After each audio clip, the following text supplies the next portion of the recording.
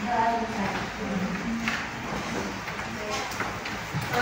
hari ini ya, sebenarnya ada beberapa siswa teman-teman kalian yang tidak hadir. Ibu coba absen dulu satu-satu.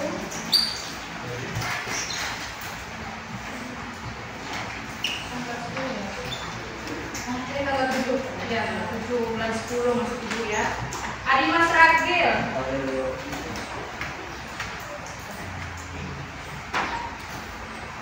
Ahmad Nasuha. Sudah.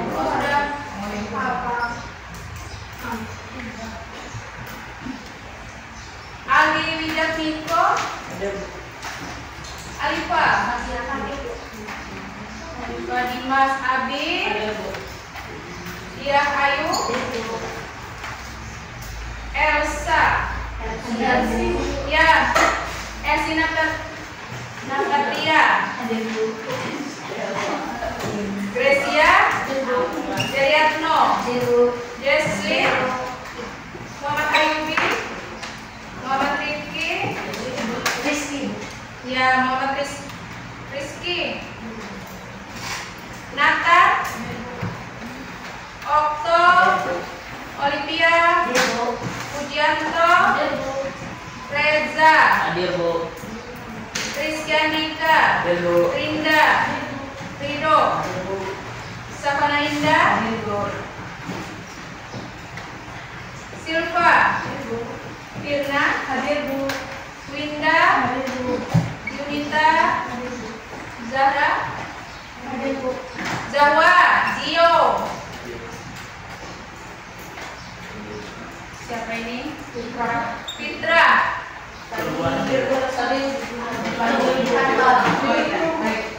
Berarti ada 2 orang ya, satu keterangan penunda dan satu sakit di atas nama Alifa.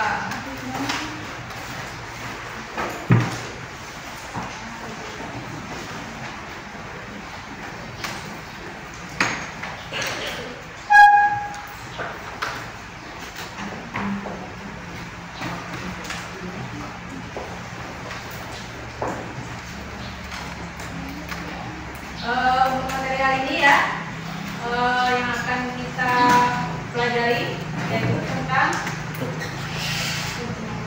pencemaran lingkungan seperti apa yang sudah saya katakan minggu lalu ya. Mungkin kalian sudah tahu bagaimana cuaca kita hari ini. Apa cuacanya? Mendung. Karena apa kemarin? Ya hujan lebat ya, jadi sore itu hujan lebat. Kemudian mungkin ada di beberapa tempat itu yang mengalami namanya itu banjir. Ya, banjir itu kenapa sih kok bisa terjadi banjir? Bisa. Kenapa?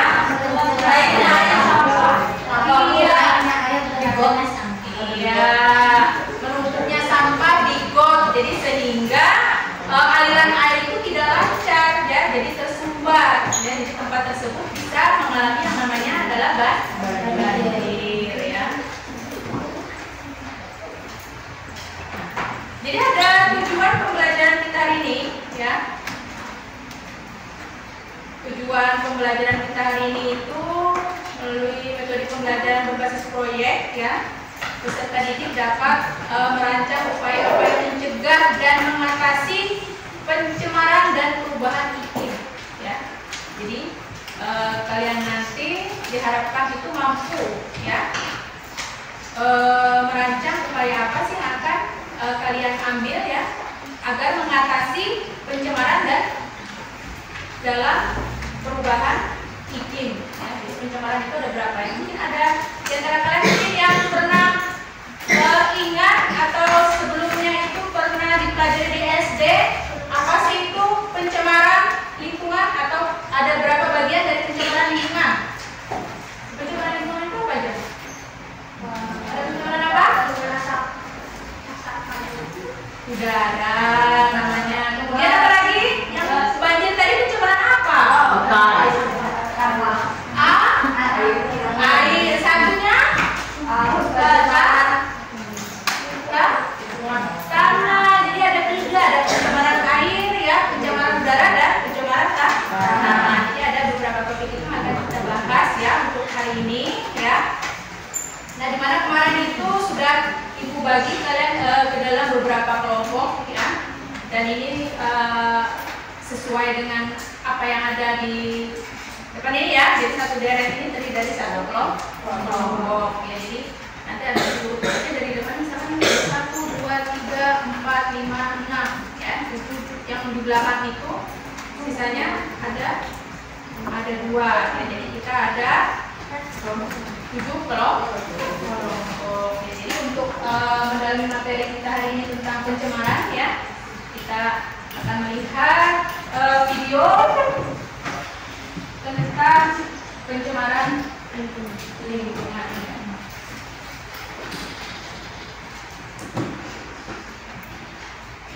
Mungkin yang pertama akan kita lihat dulu bagaimana itu pencemaran udara ya. Jadi buat kalian semua nih yang paling penting jangan lupa ya untuk like, share, komen, dan subscribe video ini.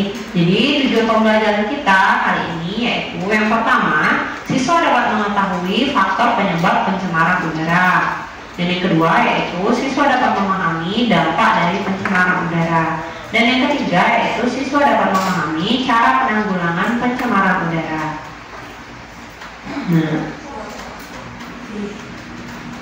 Nah, dari tadi kita sudah membicarakan tentang pencemaran udara. Tapi sebenarnya apa sih pencemaran udara itu? Jadi pencemaran udara adalah kondisi udara yang mengandung senyawa-senyawa kimia maupun biologi dalam jumlah yang banyak yang berdampak buruk bagi kesehatan makhluk hidup ya. Jadi di sini dapat kita lihat di ilustrasi ini. Di sini udara itu sudah terkontaminasi dengan asap pabrik, dengan asap kendaraan dan lain sebagainya. Sehingga udara itu sudah mengandung senyawa-senyawa kimia dan biologi yang berbahaya ya bagi makhluk hidup. Itulah yang disebut dengan pencemaran udara.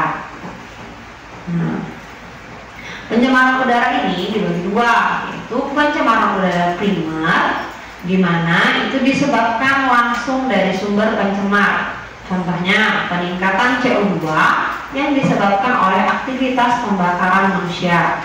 Jadi otomatis setiap kita membakar sampah atau membakar lain sebagainya, otomatis jumlah CO2-nya akan meningkat.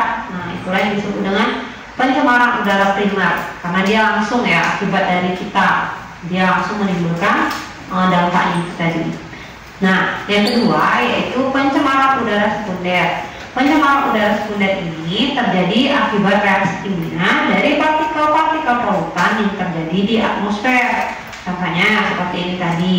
Nah, karena peningkatan CO2 yang meningkat itu tadi, otomatis nanti dia akan berefek pada penumpukan atau peningkatan gas rumah kaca yang akan membuat suhu dari atmosfer kita meningkat ya. Nah, dampak itulah yang akan menyebabkan pencemaran udara sekunder. Jadi dia dampaknya tidak langsung ya dari efek ini tadi, dia akan mengakibatkan efek yang lain lagi.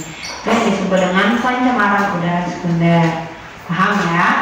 Nah, selanjutnya yaitu faktor penyebab pencemaran udara. Jadi pencemaran udara ini tadi faktor penyebabnya terbagi dua, yaitu yang pertama aktivitas alam dan yang kedua yaitu aktivitas manusia. Aktivitas alam ini contohnya seperti ini, terjadi letusan Gunung Merapi, di mana letusan Gunung Merapi ini akan mengeluarkan abu vulkanik yang mengandung zat sulfur yang kemudian dia dapat mengakibatkan hujan asam ya, sehingga udaranya itu akan tercemar. Nah, yang kedua yaitu disebabkan oleh aktivitas manusia, seperti contohnya tadi asap kendaraan, asap pabrik, pembakaran dan lain sebagainya ya. Nah, dampak pencemaran udara. Jadi yang pertama, kualitas udara yang menurun akibat pencemaran ini dapat menimbulkan berbagai penyakit, terutama penyakit pernapasan. Contohnya seperti batuk, sesak napas, dan ispa ya. Jadi itu sangat berbahaya. Selanjutnya yang kedua yaitu letusan Gunung Merapi yang menimbulkan abu vulkanik dan asap pabrik juga dapat membuat udara tercemar dan mengakibatkan hujan asam. Nah, hujan asam ini mengandung sulfur yang dapat mengganggu pertumbuhan tanaman. Jadi contohnya di sini dapat kita lihat di ilustrasi ini. Contoh nih, ketika ketika erupsi Gunung Merapi dia akan mengeluarkan senyawa sulfur ya di udaranya ini tadi, dan dari asap pembakaran pabrik ini, asap pabrik ini dia juga akan mengeluarkan zat-zat berbahaya yang kemudian dia akan terbawa oleh udara dan akan terikut dengan awan-awan ini tadi. Nah, ketika terbawa oleh awan ini, otomatis awan yang mengandung curah hujan itu akan terkontaminasi oleh zat-zat yang berbahaya ini ya, sehingga ketika dia turun menjadi hujan, awan ini tadi dia menjadi hujan asam karena dia mengandung senyawa sulfur di dalamnya dan senyawa-senyawa berbahaya lainnya. Itulah yang disebut dengan hujan asam. Nah, hujan asam ini berpengaruh buruk ya, terutama pada tanaman karena dapat mengganggu pertumbuhannya ya. Itu salah satu dampaknya. Nah, selanjutnya yaitu dampak yang ketiga, yaitu timbulnya efek rumah kaca, yakni peningkatan suhu bumi karena konsentrasi karbon dioksida dan karbon dioksida yang tinggi di atmosfer. Jadi dapat kita lihat di sini, awalnya sinar matahari ini diserap oleh bumi, ada yang dipantulkan dan ada yang setelah diserap dipantulkan kembali. Kemudian yang diserap ini akan disimpan untuk menghangatkan suhu bumi. Nah, setelah itu juga yang diteruskan lagi keluar agar tidak terlalu panas. Nah, setelah itu seharusnya yang dikeluarkan kembali ini dalam jumlah yang banyak ya, dan disimpan lagi dalam jumlah yang sedikit agar suhu kita tetap hangat.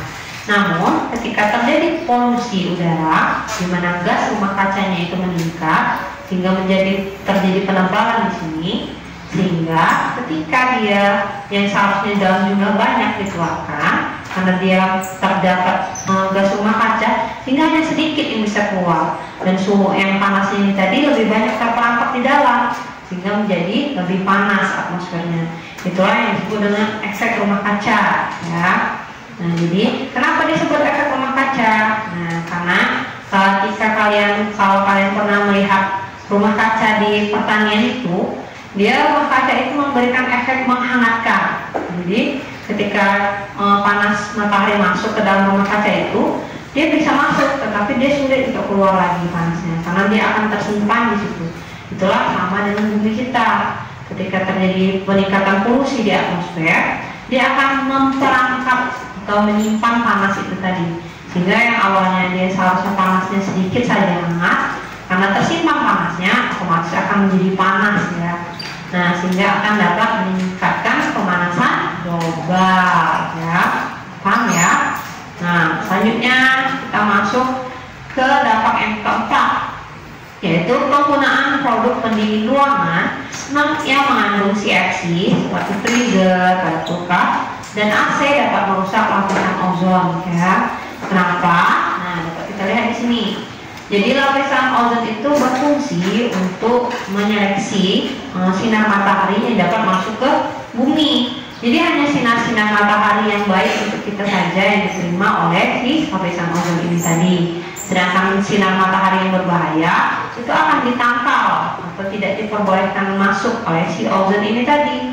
Nah, sedangkan produk-produk seperti AC dan freezer pada kulkas itu dia mengandung senyawa CFC yang dapat merusak lapisan ozon, sehingga apabila lapisan ozon kita telah rusak, maka otomatis sinar matahari itu lebih mudah untuk masuk ke permukaan bumi, baik itu yang baik maupun yang berbahaya bagi manusia, sehingga itu juga sangat berbahaya ya. Nah, itu adalah dampak pencemaran udara yang keempat. Selanjutnya, nah bagaimana nih cara kita menanggulangi pencemaran udara ini tadi? Caranya, yang pertama mengurangi penggunaan kendaraan bermotor ya. Kenapa? Karena seperti tadi telah disebutkan, kendaraan bermotor itu, asap kendaraan itu juga salah satu faktor penyebab pencemaran udara. Yang kedua itu hemat energi ya, karena energi itu juga akan menghasilkan sisa-sisa pembakaran berupa asap dan senyawa-senyawa berbahaya lainnya. Yang ketiga yaitu menanam pohon. Apa hubungannya menanam pohon dengan mencegah pencemaran udara? Siapa yang tahu? Ayo. Jadi pohon ini tadi dia akan menyerap senyawa atau gas karbon dioksida dan akan mengubahnya menjadi oksigen yang dibutuhkan oleh manusia. Nah, jadi senyawa CO2 ini berbahaya bagi kita ya, karena memiliki banyak sekali kandungan yang berbahaya. Sedangkan oksigen ini kita butuhkan, sehingga dengan menanam banyak pohon itu akan mengurangi polusi udara dan akan membuat udara menjadi lebih bagus dan berkualitas ya. Dan yang keempat yaitu meningkatkan kesadaran. Seperti tadi, kita harus hemat energi, mengurangi penggunaan kendaraan bermotor, dan menanam pohon ya. Nah, itu adalah cara-cara penanggulangan pencemaran udara. Nah, sekarang kita masuk ke bagian yang paling penting nih, yaitu tugas. Nah, tugasnya silakan kalian pause dulu videonya, kemudian kalian kerjakan tugasnya. Jadi nomor 1 yaitu bahan polutan apa yang masuk ke paru-paru ketika orang menghirup asap rokok. Nah, jadi kalian juga perlu nih untuk mengetahui senyawa-senyawa berbahaya apa aja yang terkandung di dalam rokok, ya. Dan yang kedua yaitu langkah-langkah apa saja yang dapat dilakukan untuk menghindari dan mengatasi pencemaran udara. Jadi tadi sudah disebutkan ya langkah-langkahnya apa saja. Tolong kalian lebih lengkapi lagi dan menemukan kira-kira apa langkah lain selain yang telah dijelaskan tadi. Nah, jangan lupa tugasnya dikumpulkan minggu depan ya. Nah, selesai sudah materi kita.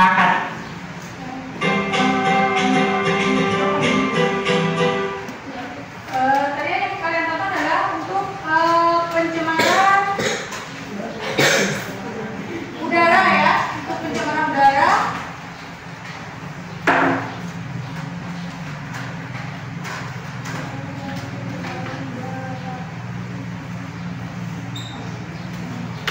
kita akan coba sedikit melihat untuk pencemaran air ya. Pencemaran air.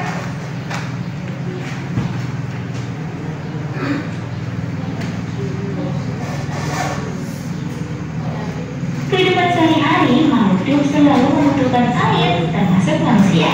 Kita sangat membutuhkan air bersih untuk berbagai kegiatan, antara lain minum, mandi, mencuci, memasak, dan sebagainya. Salah satu ciri air bersih adalah tidak tercemar. Bagaimana air dikatakan tercemar? Nah, pada video kali ini kita akan belajar tentang materi pencemaran air. Materi masih dipelajari di bab 3 pencemaran lingkungan di kelas 7 semester 2.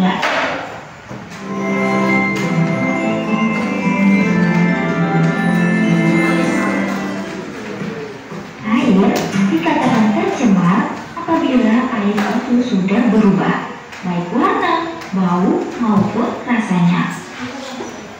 Air yang tercemar memiliki keasaman yang berbeda dengan air yang tidak tercemar.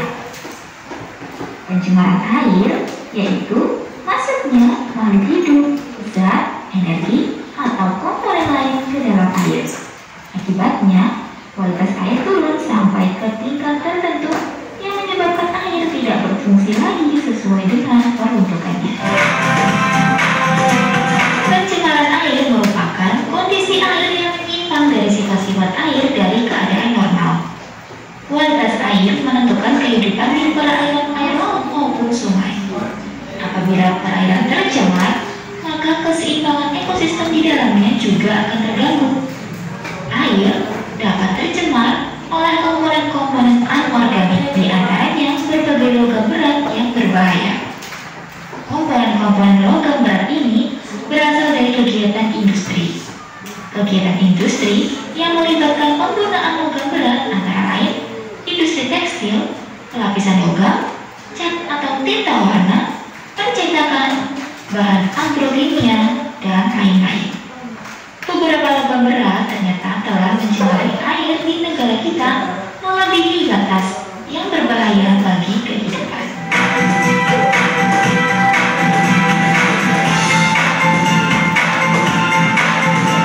Pencemaran dapat terjadi pada sumber mata air, sumur, sungai, rawa-rawa, danau, dan laut. Bahan pencemaran air dapat berasal dari limbah industri, limbah rumah tangga, dan limbah pertanian. Yang pertama, limbah industri. Air limbah industri Karena itu, kita harus mencegahnya agar tidak membuang air limbah industri ke saluran umum. Kegiatan industri selain menghasilkan produk utama atau bahan jadi, juga menghasilkan produk sampingan yang tidak terpakai, yaitu limbah. Jenis limbah yang berasal dari industri dapat berupa limbah organik yang bau, seperti limbah pabrik tekstil atau limbah pabrik kertas. Selain itu, limbah anorganik berupa cairan panas, berbuih, dan berwarna, serta mengandung asam belerang, berbau menyengat, seperti limbah pabrik baja, limbah pabrik emas, limbah pabrik cat, limbah pabrik pupuk organik, limbah pabrik farmasi, dan lain-lain. Jika limbah industri tersebut dibuang ke saluran air atau sungai, akan menimbulkan pencemaran air dan merusak atau memusnahkan organisme di dalam ekosistem tersebut. Limbah industri yang berupa logam berat sering dialirkan ke sungai, sehingga sungai menjadi tercemar.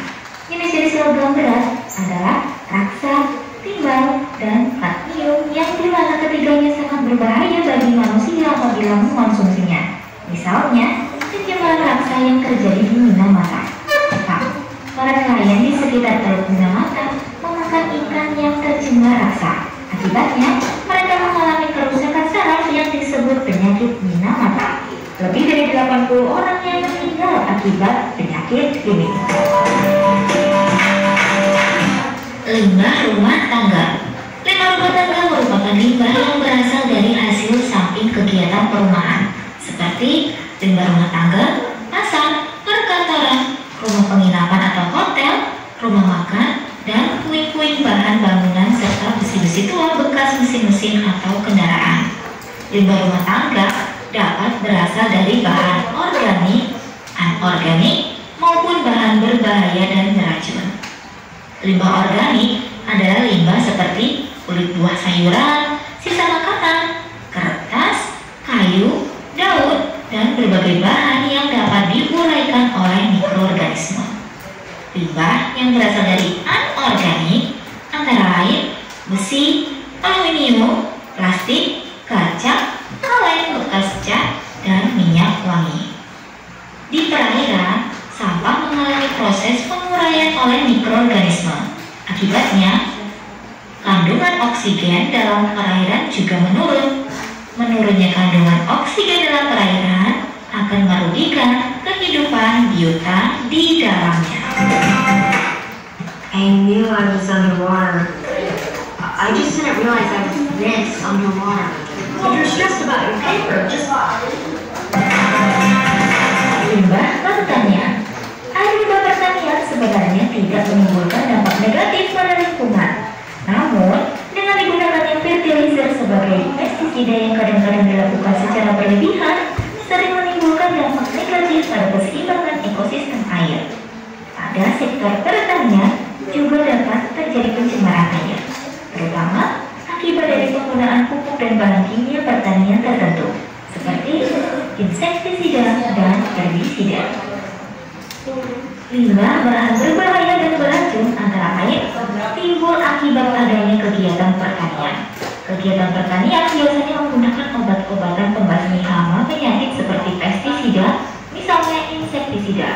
Selain itu, kegiatan pertanian menggunakan pupuk, misalnya urea. Penggunaan pupuk yang berlebihan juga dapat menyebabkan suburnya ekosistem di perairan kolam, sungai, waduk, atau danau. Pupuk yang tidak terserap ke tumbuhan akan terbuang menuju perairan. Akibatnya terjadi blooming alga atau tumbuh suburnya ganggang di atas permukaan air. Tanaman ganggang ini dapat menutupi seluruh permukaan air sehingga mengurangi kadar sinar matahari yang masuk ke dalam perairan tersebut. Akibatnya proses fotosintesis fitoplankton terganggu dan kadar oksigen yang terlarut di dalam air menurun, sehingga merugikan makhluk hidup lain yang berada di dalamnya. Air limbah yang tidak dikelola dengan baik akan menimbulkan dampak yang tidak menguntungkan bagi lingkungan, seperti hal berikut. Yang pertama, penurunan kualitas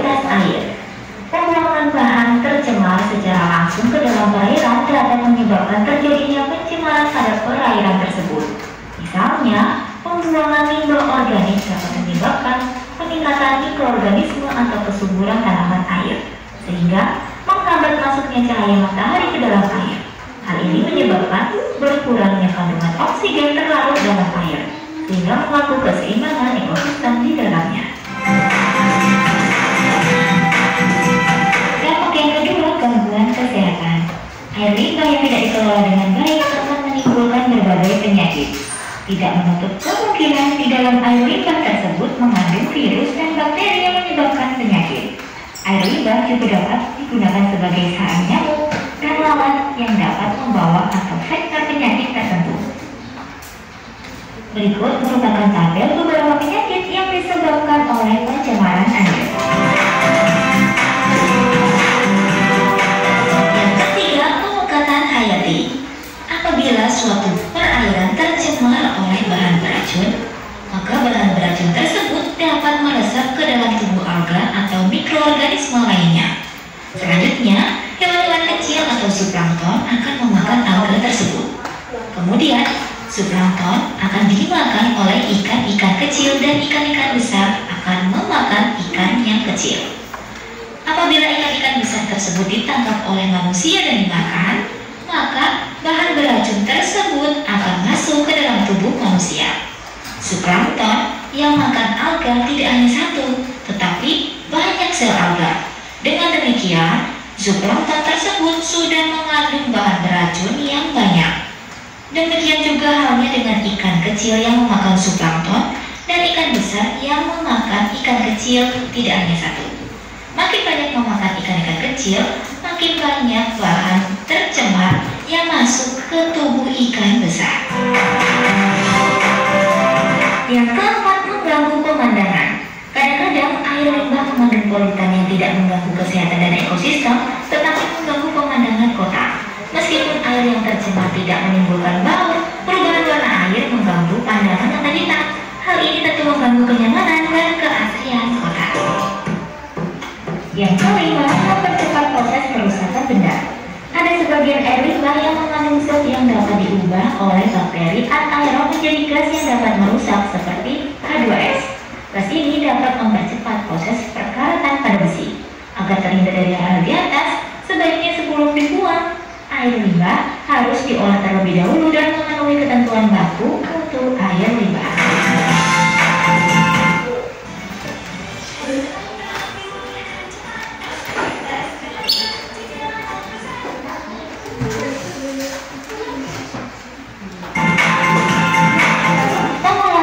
Bertujuan untuk menetralkan air dari bahan-bahan tersuspensi dan terapung, menguraikan bahan organik biodegradable, yaitu bahan organik yang dapat terurai oleh aktivitas manusia, meminimalkan bakteri patogen, memperhatikan estetika dan lingkungan.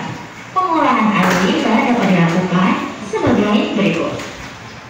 Yang pertama, pembuatan kolam stabilisasi.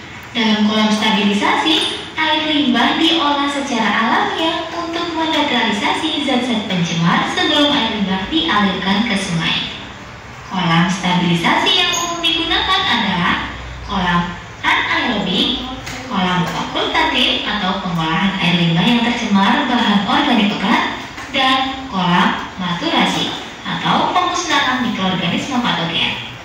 Kolam stabilisasi ini dapat digunakan oleh semua kalangan karena mudah memilikinya dan murah harganya. Yang kedua, IPAL atau instalasi pengolahan air limbah. Pengolahan air limbah ini menggunakan alat khusus. Pengolahan ini dilakukan melalui 3 tahapan, yaitu primary treatment atau pengolahan pertama, secondary treatment atau pengolahan kedua, dan tertiary treatment atau pengolahan lanjutan. Primary treatment merupakan pengolahan pertama yang bertujuan untuk memisahkan zat padat dan zat cair dengan menggunakan filter atau saringan dan sedimentasi. Secondary treatment merupakan pengolahan kedua yang bertujuan untuk mengoagulasikan, menghilangkan kolit, dan menstabilisasikan zat organik dalam limbah. Tertiary treatment merupakan lanjutan dari pengolahan kedua, yaitu menghilangkan nutrisi atau unsur hara, khususnya nitrat dan fosfat, serta penambahan klor untuk memusnahkan mikroorganisme patogen. Yang ketiga, pengelolaan ekskreta. Pengelolaan ekskreta dapat dilakukan dengan menampung dan mengolahnya pada jamban atau septic tank yang ada di sekitar tempat tinggal, dialirkan ke tempat pengolahan atau dilakukan secara kolektif. Untuk mencegah meresapnya air limbah ekskreta ke sumur atau resapan air, jamban yang dibuat harus sehat. Caranya, tidak mengotori permukaan tanah, permukaan air, dan air tanah di sekitarnya. Tidak menimbulkan bau, sederhana, jauh dari jangkauan serangga, murah, dan diterima oleh pemakainya.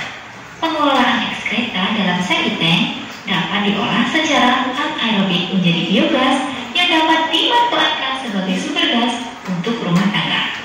Selain itu, pengelolaan ekskreta dengan tepat akan menjauhkan kita dari penyakit bawaan air.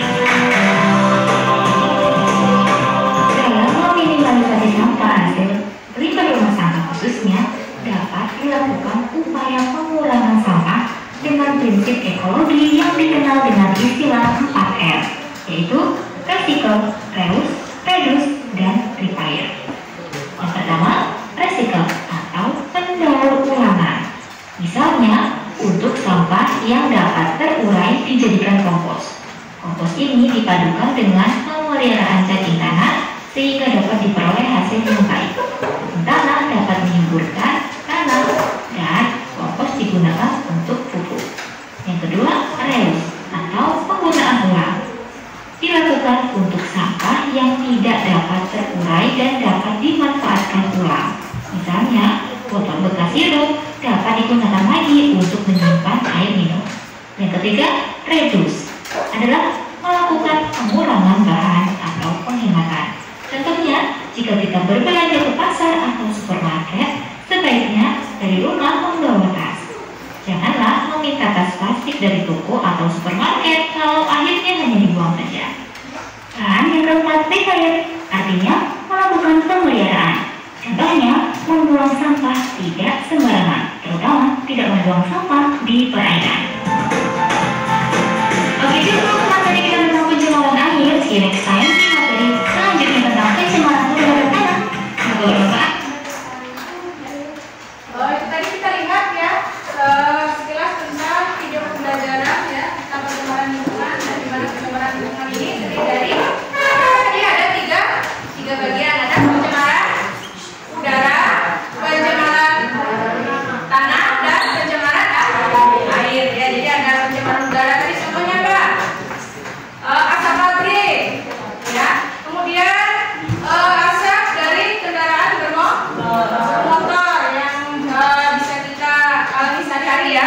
Kalau pabrik mungkin di daerah kita ini tidak ada, tapi kalau motor itu ada ya, karena kalian juga naik motor ke sekolah. Jadi itu contoh dari pencemaran udara. Kemudian pencemaran tanah apa? Dari apa tadi?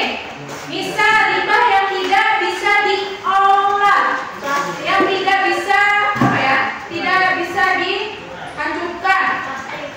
Ya plastik itu harus diolah dia ya supaya dia didaur ulang ya. Jadi agar dia tidak mengganggu pencemaran tanah ya, karena plastik itu susah sekali untuk dihancurkan oleh bakteri atau hewan pembusuk ya. Kemudian lagi tadi ada juga apa? Ya kaca itu kan tidak boleh dibuang karena apa? Dia juga susah untuk didaur ulang, tidak bisa dihancurkan oleh bakteri dan sebagainya. Contoh lain apa? Pencemaran tanah apa? Misalkan penggunaan pupuk yang berlebihan itu bisa membunuh hewan atau hewan kecil ya. Contoh itu misalkan cacing. Jadi cacing itu kan dia menyuburkan tanah. Kalau misalkan petani itu menggunakan pupuk melebihi dari batas, otomatis dia akan membunuh cacing tersebut ya. Cacing itu kan dia menyuburkan tanah ya. Nah, kemudian yang terakhir tadi ada pencemaran air ya. Pencemaran air ini banyak ya. Salah satu contohnya tadi apa? Sama misalkan penggunaan pestisida, herbisida ya.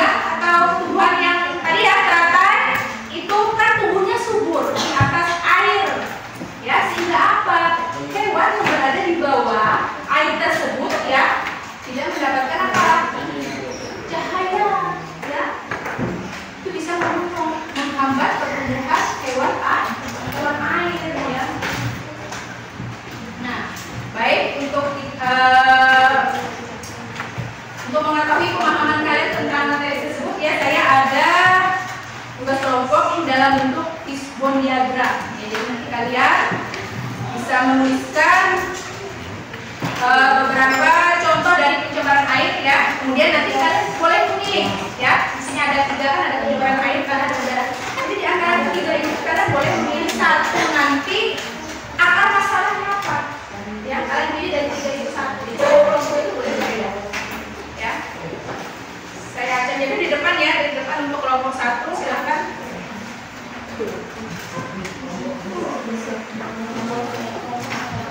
Ya, satu baris kelompoknya sesuai dengan yang sudah dibagi minggu lalu.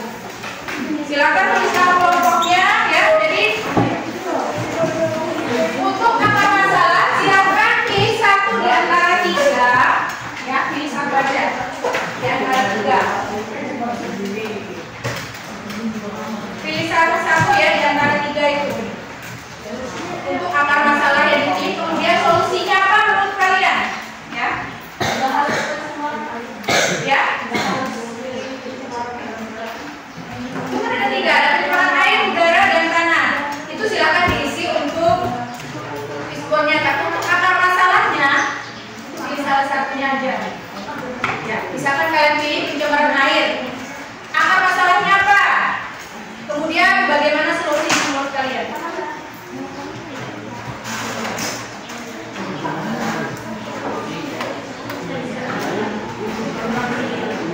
Iya, diisi dulu pencemaran air apa? Pencemaran air apa aja? Pencemaran air apa? Silakan tulis di sini. Kemudian nanti tentang akar masalah yang dipilih apa? Masalah pencemaran udara ya. Pencemaran udara jadi banjir. Misalkan pencemaran udara ya, banjir itu solusinya bagaimana supaya tidak terjadi banjir? Usaha apa yang dilakukan supaya tidak terjadi banjir? Kembali itu apa namanya?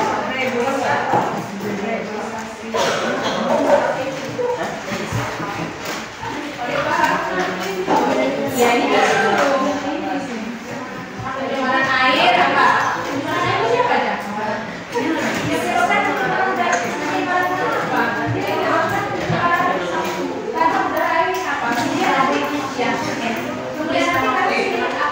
yang dipilih apa? Misalkan pencemaran tanah itu harus ada di sini.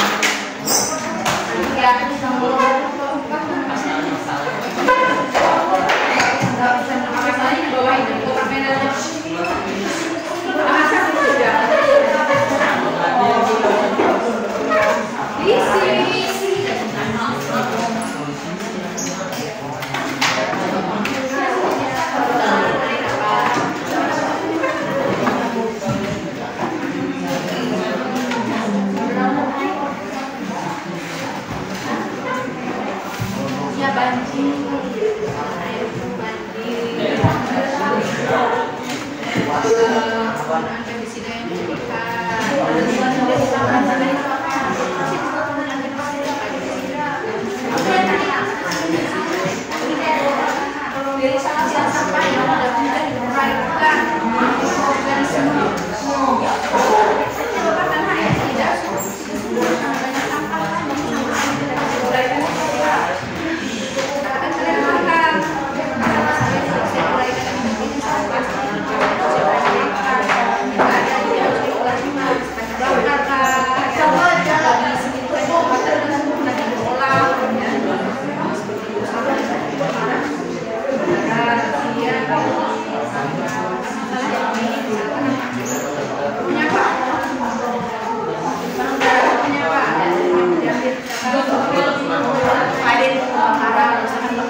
ada di bakar sampah itu di lingkungan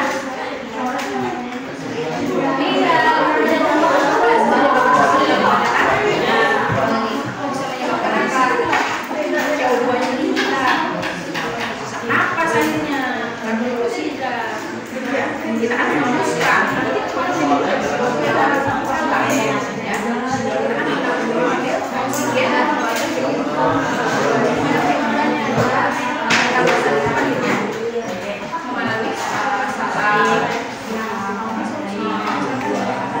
ini sampah yang benar-benar dikembangkan di tempat pembuangan sampah yang sudah disediakan.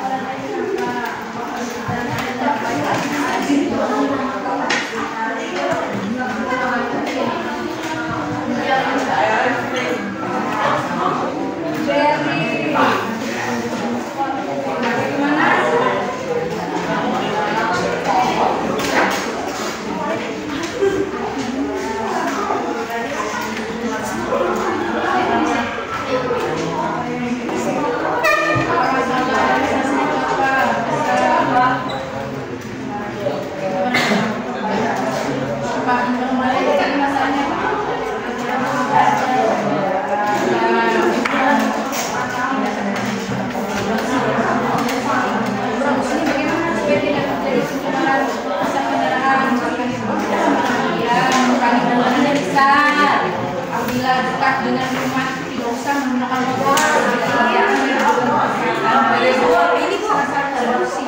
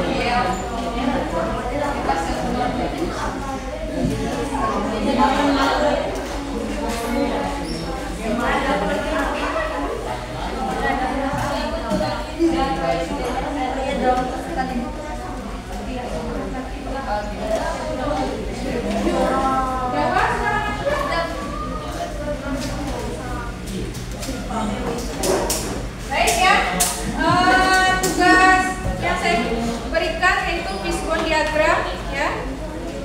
Semua kelompok sudah mengerjakan. Saya minta perwakilan ini silahkan dari kelompok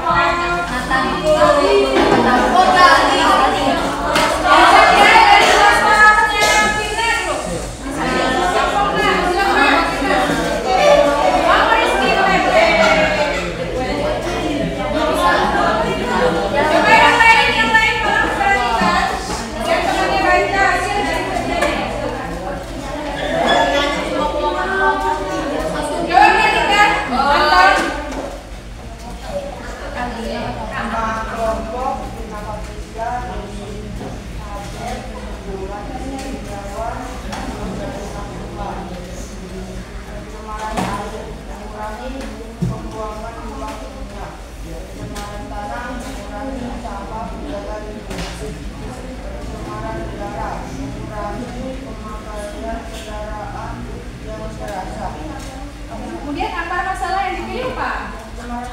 Ya, apa itu? Akar masalahnya adalah penggunaan sampah yang berlebihan. Ya. Kemudian solusinya bagaimana? Solusi mengurangi sampah plastik dan sampah yang sulit diolah dan menjaga lingkungan, dan juga mengurangi populasi udara saat membakar sampah. Oh ya, terima kasih. Ya, jadi untuk kelompok 6 ya, di sini mereka menjawab untuk pencemaran air itu mengurangi pembuangan limbah kimia, mengurangi pembuangan limbah kimia, maksud itu penggunaan limbah kimia maksudnya ya, gitu ya.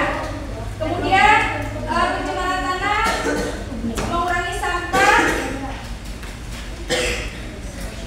Maksud di sini mengurangi sampah yang susah diuraikan, ya, kemudian menjaga lingkungan.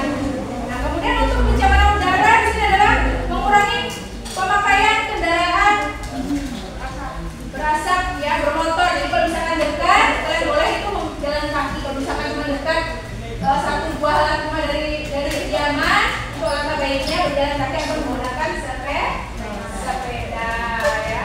Kemudian akar masalah yang dipilih adalah pencemaran tanah. Akar masalahnya adalah penggunaan sampah yang berlebihan. Kemudian solusinya adalah mengurangi sampah plastik dan sampah yang sulit diolah dan menjaga lingkungan, dan juga mengurangi populasi udara yang membakar sampah. Jadi kalau misalkan ini membakar sampah itu langkah baiknya memang ada tempat tertentu. Ya, karena apa? Lingkungan kita ini tidak hanya kita saja, tapi juga ada masyarakat yang ada di lingkungan. Ya, itu juga bisa mengganggu atau menyebabkan polusi udara. Ya. Dikasih aplaus dulu untuk kelompok 6. Ya, sama ya, untuk kelompok lain tidak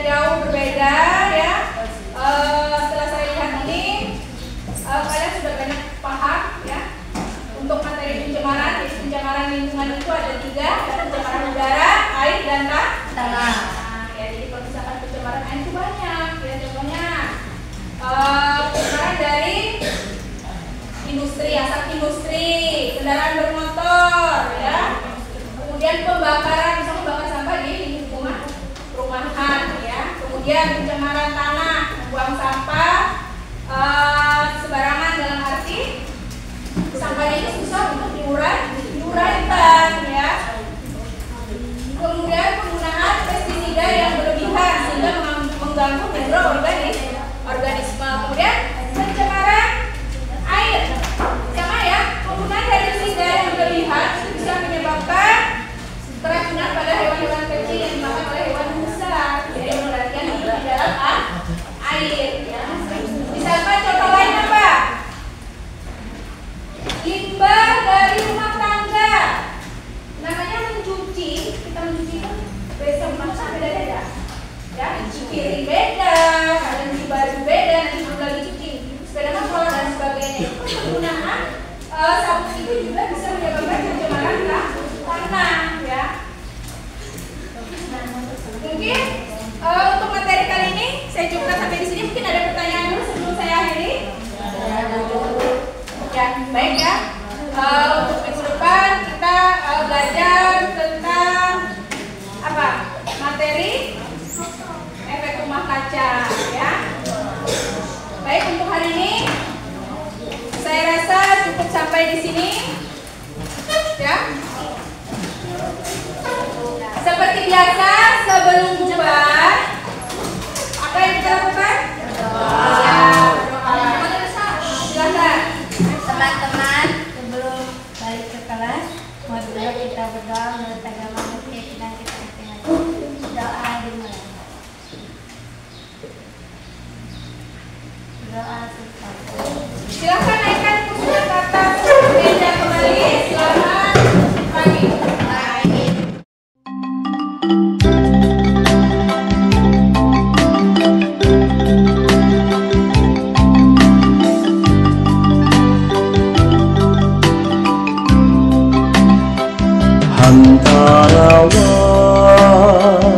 Antarawa si juwe himba para rawe akan ngaju akan ngawa si juwe pulau karang tunge hulu bamaren paputi oh si cuwe uang tewe pala pasi cuwe lebulekai sama gila bawi jimanari hantarawan cuwe akan sarang pamelai si batang tabalie laju kawan buri kita pahuluan buang barito kabut kaya handau hamale si juwe hambalau mangeja jitu kesan burung cuwe ji ada si uang tewe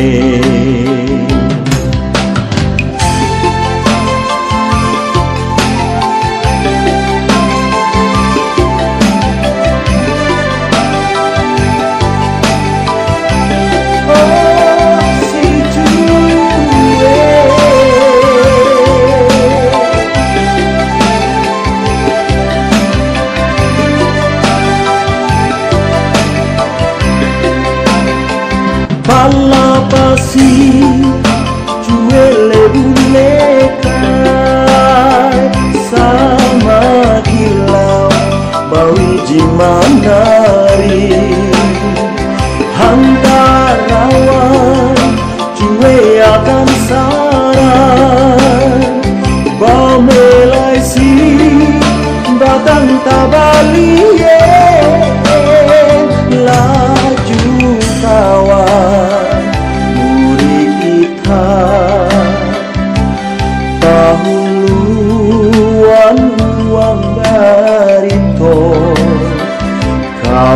kaya andau hamale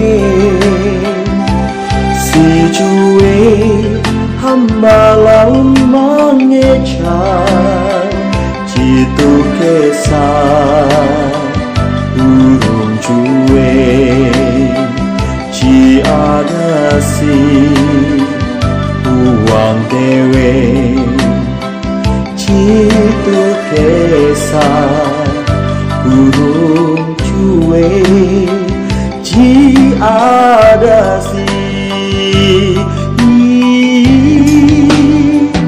uang dewe oh si cuwe.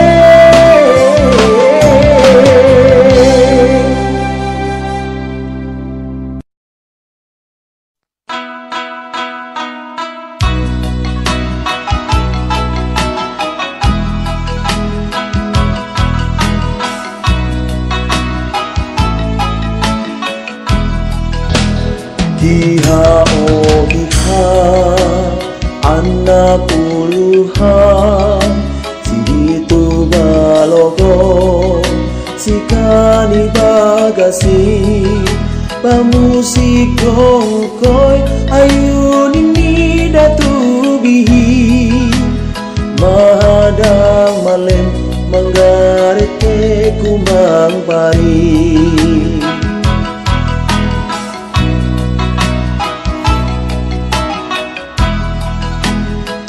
Benda betang umabagawi mahanggap bingsu manente pare tuitan hatue manyila kayu halaban akan kareh barati sasama ya kumang.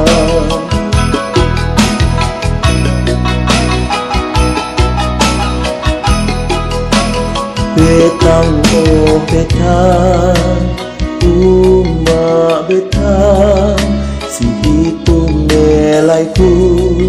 melai sa umur belu ya ku munduk si hejan ya ku sanang alam umak betang bukan bakumpul bukan baduru.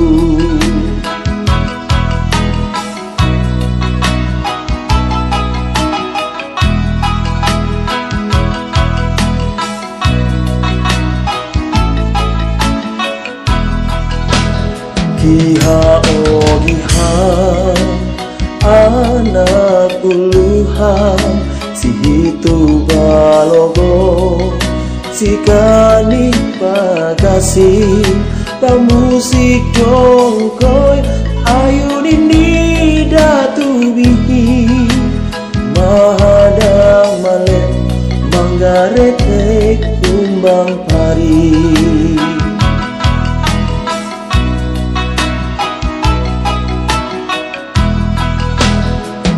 Tenda betang umabagawi mahanggap bingsu manente pare kuitan hatue magila kayu halaban akan kalebar api sasama hayakumang.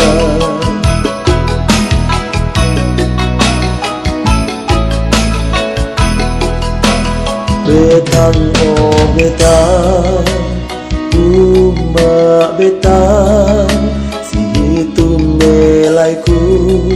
melai sa umur belu ya ku munduk si hejan ya ku sanang alam umak betang bukan bakumpul bukan baduru. Rumah betang bukan bakumpul bukan baduru. Rumah betang bukan bakumpul bukan baduru.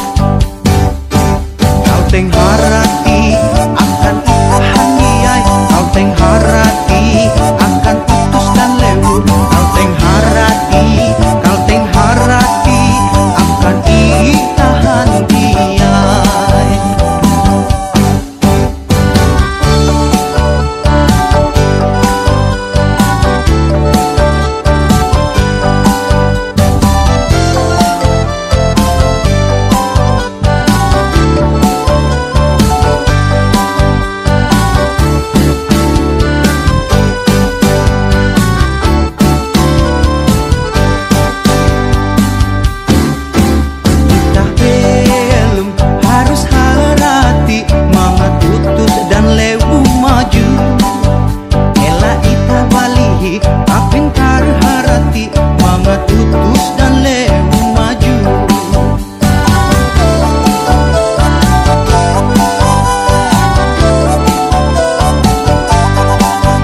Anak esok itahan diai harus maju dan jaya. Ewe hindai, leya hindai menuju kalteng harati. Kalteng harati akan itahan diai. Kalteng harati akan utus dan lewu. Kalteng harati akan itahan diai. Kalteng harati akan itahan diai. Kalteng harati akan utus dan lewu. Kalteng harati